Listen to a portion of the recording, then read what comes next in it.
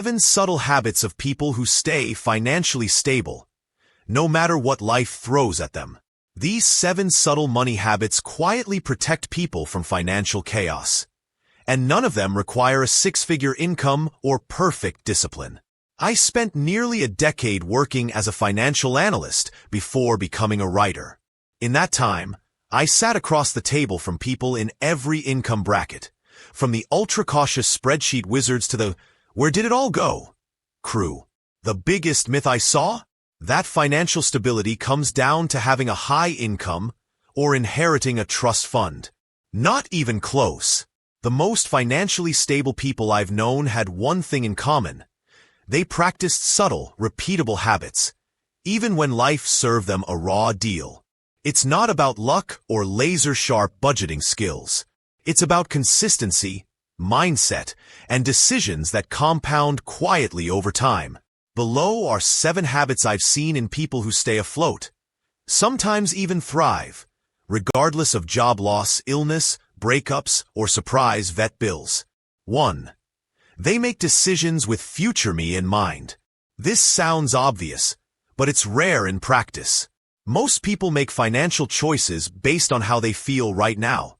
Tired, stressed, deserving, impatient. Stable folks? They pause and ask, will future me thank me for this, or curse me for it? That one mental shift changes everything. Instead of blowing a bonus on a weekend trip, they might sock half away for next quarter's rent increase. It doesn't mean they never indulge, but they filter splurges through a long-view lens. I once watched a client cancel her birthday bash when her contractor found foundation damage in her home. She told me, 41 will still be there next year, so will the wine.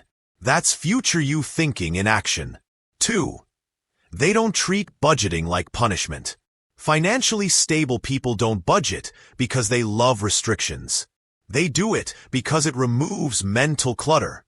When you know where your money's going, you don't have to play detective every time your account dips. A former colleague of mine, single mom, mid-range income, 0 debt, used to say, "My budget gives me permission to relax." That stuck with me. Instead of reacting to every unexpected expense like it were a crisis, she had a system that flexed when life did. Whether it was an ER copay or back-to-school shopping, she had a plan, and the plan gave her peace. 3. They set up boring systems and let them run. Automation is their secret weapon. They don't wait to feel motivated to save, invest, or pay off debt. They let tech do the lifting. Every stable person I've known sets up automatic transfers, even if it's just $25 a week, because removing the decision means it actually happens. This includes auto-paying bills to avoid late fees, auto-saving into an emergency fund, auto-contributing to retirement or brokerage accounts. The amounts aren't always huge. What matters is momentum. One woman I worked with was laid off and still managed to build a savings cushion because her boring $10 per week transfer kept running. By the time she landed her next job, she had $1,000 safety net waiting for her. 4. They ask what if before it's urgent. People who weather financial storms well have one underappreciated habit. They mentally rehearse worst-case scenarios before they happen. It's not pessimism, it's preparedness. They ask questions like, what if I lose my job next month? What if the car dies? What if I can't work for 3 weeks? This mindset lets them identify weak spots and patch them proactively. A client once realized she couldn't go more than 2 weeks without a paycheck. That discovery led her to build a 3-month emergency fund over the next year. Not because she had to, but because she'd imagined needing to. Retirement expert and Lester warns that a really bad outcome is to have lots of little accounts scattered around. It doesn't let you appreciate how much you've really saved, and the odds of screwing something up gets higher. Retirement expert ally bad outcome is to warns that a really bad outcome is to have lots of little accounts scattered around. It doesn't let you appreciate how much you've really saved, and the odds of screwing something up gets higher.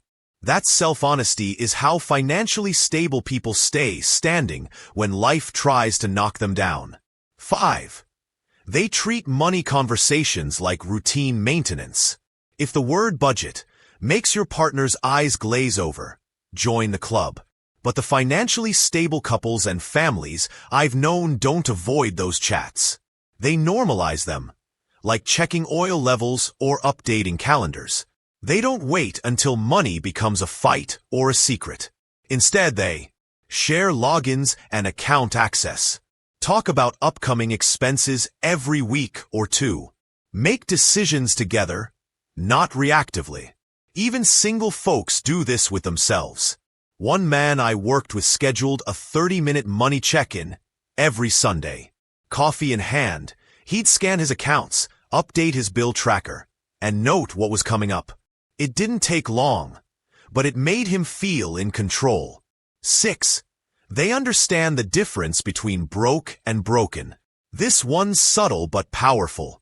People who stay financially stable don't catastrophize temporary dips. If an unexpected bill wipes out their fun budget, they don't spiral into "I'll never get ahead" thinking. They see setbacks as events, not identities. I've seen people bounce back from layoffs, divorces, surprise medical bills, and failed businesses. Not because they were immune to stress, but because they knew the difference between a moment and a pattern. They allowed themselves to feel the setback, but they didn't attach shame to it. And that mindset let them get back on track faster. A friend once told me, "My bank account took a hit, not my self-worth."